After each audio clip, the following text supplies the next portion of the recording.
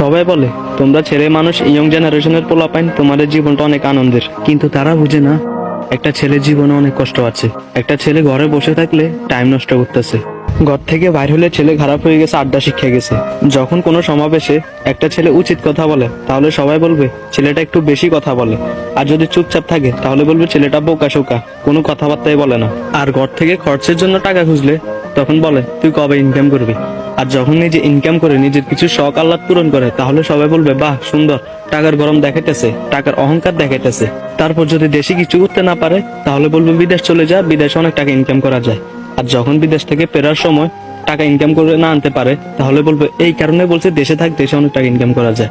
আর last একটা final কথা হচ্ছে, একটা মেয়ে যদি এক ফোঁটা চোখের পানি ফেলে হাজারটা মিথ্যে কথা বলে সবাই বিশ্বাস করবে, আর একটা ছেলে যদি সারাদিন কান্না করে হাজারটা সত্য কথা বলে কেউ বিশ্বাস করবে না, যতক্ষণ ছেলেটা মারা না যাবে।